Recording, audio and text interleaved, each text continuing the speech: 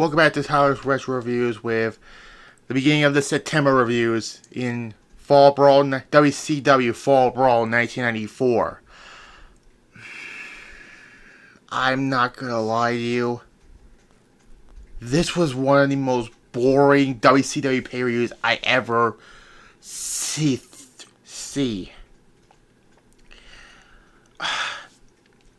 I mean, it's not as bad as Fall Brawl 1999, or New Blood Rising 2000, or Great American Bash 99, or Great American Bash 2000, or Sin 2001. You know, it's not the worst WCW pay-per-views ever, but regardless. September 18th at the Romico Civic Center in Romico, Virginia. Somewhere in Virginia. I mean, this was right after Bash at the Beach and the month before Halloween Havoc, which next month we're going to do some Halloween Havocs on this channel, I believe. But yeah. And let's begin talking about, this was 1 year before Monday Night Nitro became a thing, so unfortunately, the Monday Night Wars did not exist until 1995, which I did the entire fucking year in 95, which coincidentally that happened 1 year ago now. Oh, thank God that I'm not doing those anymore. I mean, I had fun with them, but it was time to pull the goddamn plug on those, reviewing every year of all the promotions. But yeah.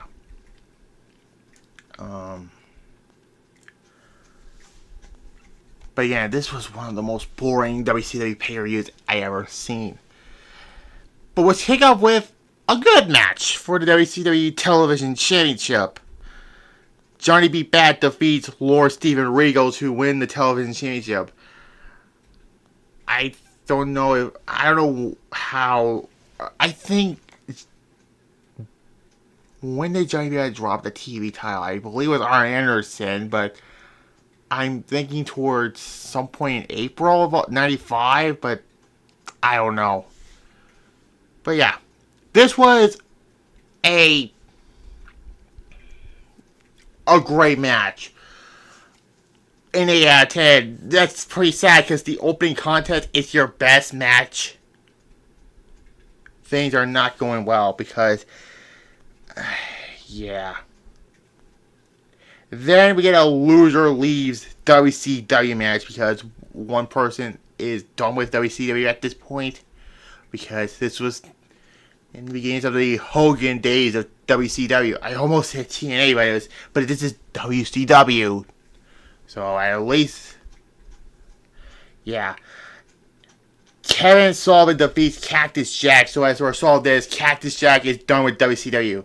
This was legitimate because he was doing stuff in ECW at this point. And then in 96, he becomes Mankind and that. But this probably I think this may be the worst Mick Foley match I ever seen. Because it has Kevin fucking Sullivan in it. Not even Mick Foley can make this match good. A 2. It's either this or the match with Angle at Victory Road 2009. Oh God, if I ever do that again, please don't make me. But again, I already talked about what the other 3 are, which is clean next week.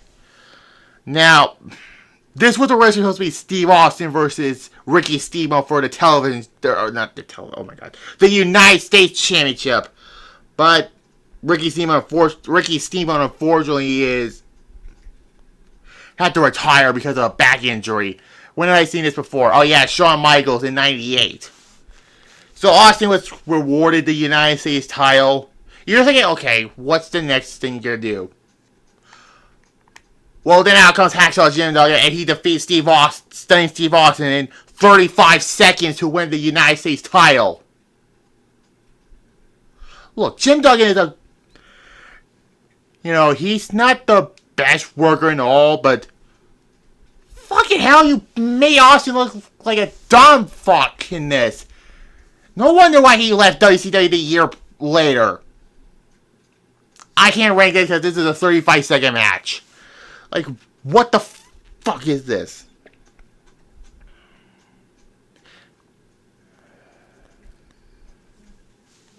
Regardless, moving on. Anyways, then we get for the WCW World Tag Team Championships. Pretty wonderful. Paul Orndorff and Paul Roma defeat Stars and Stripes of the Patriot and Marcus Bagwell. This was bad. This match sucked. Zero. I'm not. Ugh.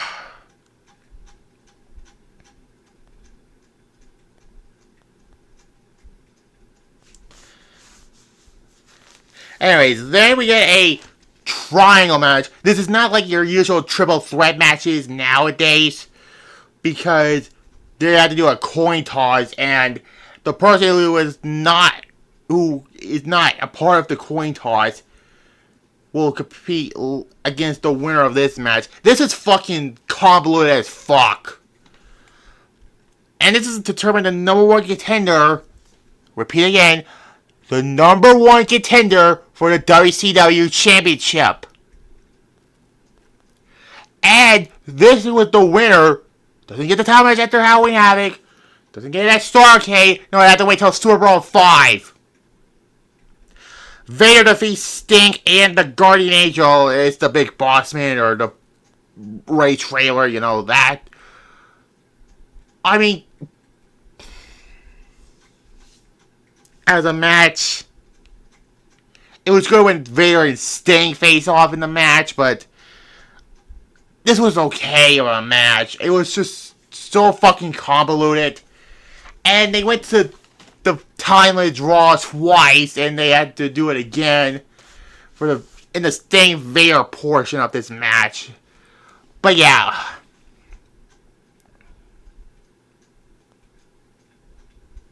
This was okay. Vader does not get a world title match. He had to wait till after Hogan and the Butcher at Starrcade 94. And he got his title shot against Hogan at Super Brawl 5, which was a terrible match. Not as terrible as their uncensored fiasco. But, yeah. 6 out of 10.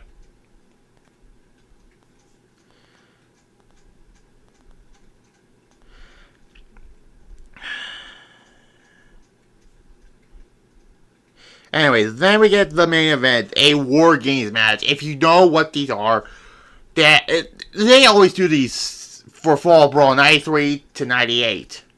There's 2 rings, and there's a double steel cage. And you know the deal with the War Games match. Dustin and Dusty Rhodes. This was Dusty Rhodes' second to last match in WCW. On pay-per-view, that is. You remember the last time he fought in a WCW pay-per-view? Their last one, Greed 2001. And the Nasty Boys defeats the stud stable of Terry Funk, who is no longer with us. He passed away last month. Even Bray Wyatt. The Bray one I'm still devastated by that. Arn Anderson, Bunkhouse Buck, and Colonel Parker. This was a forgettable War Games match. It was a forgettable match.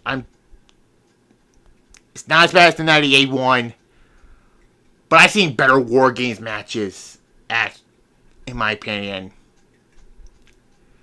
Dusty got a big pop in this match, so 6 out of 10 I'll give it. So that is and also they have Ric Flair and Hogan getting interviewed by Mean Gene Okerlund. That left their second match at Halloween Havoc, or actually the third match, because they had the second match at Clash of the Champions the prior month. But you know, that retirement steel cage match, which bull fucking shit. Retirement doesn't mean shit in wrestling, kayfabe wise, but yeah. But that's the end of Fall Brawl 1994. This pay-per-view was so fucking boring. I mean, I give it a 4.5 out of 10. I'll give it. I'll give it a 4.5 because the last two matches and the opening match were good. But yeah. But I do not recommend this show because it was so boring. So next week we're going back to do Unforgiven 2005.